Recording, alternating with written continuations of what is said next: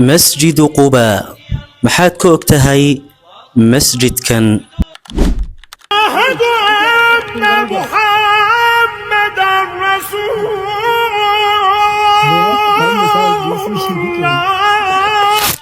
dhulka Allah subxaanahu wa ta'ala waxaa lagu jecel badan yahay masaajida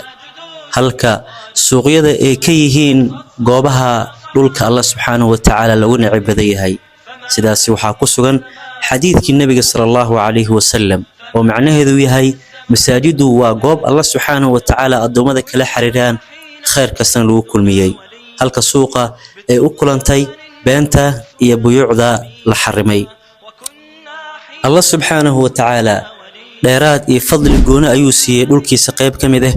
adoomadiisa qayb kamid ah iyo waqtigiisa qayb kamid ah tusaale ahaan Allah subxaanahu wa ta'ala Bakka iyo Makka wuxuu u doortay inay noqoto meeshii ugu khayr badneed oo Allah subxaanahu wa ta'ala uu quraankiisa ku sheegay awwalu baytin wudi'a lin-naas lalladhi bi Bakkata mubaaraka sidoo kale Allah subxaanahu wa ta'ala wuxuu dheeraad iyo fadli gooni kala siiyay anbiyadiisa تلك الرسل فضلنا بعضهم على بعض نبي محمد صلى الله عليه وسلم أيو دور الشجار سيي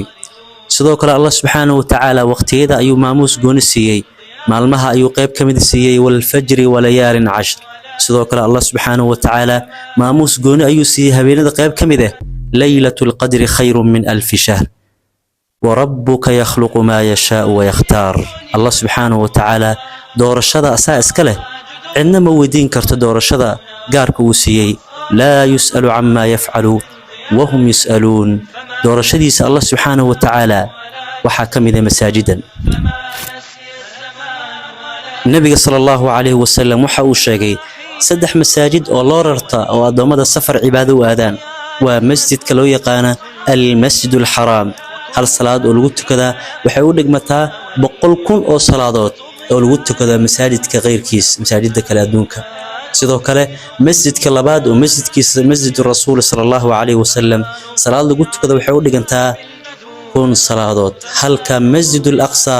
oo baytul maqdis ku yaala waxay u dhigantaa 500 oo salaadood oo loo yaqaan uula qiblatul muslimiin qiblada muslimiinta hore ee lahaan jireen saddexdaas masaajid ayuu sheegay nabiga sallallahu alayhi wasallam inuu adoomada bas ay u rartaan cibaado safar maadaama ay leeyihiin maamuus gooni iyo فضل جون الله سبحانه وتعالى أوصيه أم ببحي نبي محمد صلى الله عليه وسلم وقصة أم ببحي مكة المكرم ونكون جهنا مجالة المدينة شريعتنا وتقان هجرة ولو يقان إلا قد قال لأذل الإسلام نبينا صلى الله عليه وسلم أصحابتي سأل الله كرر النقد يكون جهين مجالة المدينة مركز سوقاري مجالة المدينة كوفرت هذا وحو النبي صلى الله عليه وسلم كأساس مساجد كان أو ما أنت كشكرين ومسجد قباء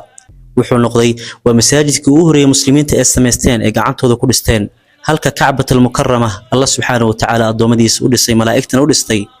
Ibrahim iyo wiilkiisa Ismaaciil ay taageen masjid quba nabiga sallallahu alayhi wasallam fadl gaar ayuu ku sheegay qofka muslimka ee gurigiisa ka soo dahara qaata yimaada kuna tukada laba ragca waxay u dhigmataa asagoo umreystay umrada oo la aada al masjid al haram oo tadawam mar dawaafa iyo sa'i bayna safa wal marwa adoonku uu sameeyo ayay waxay kaga filan laba ragca ajirkeeda ayuu ka heli karaa masaajidkan loo yaqaan masjid quba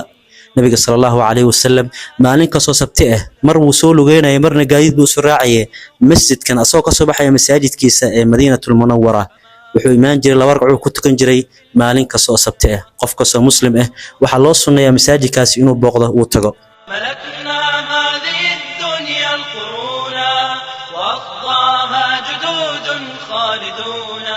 وصفرنا صحائف من ضياء فما نسي الزمان ولا نسينا فما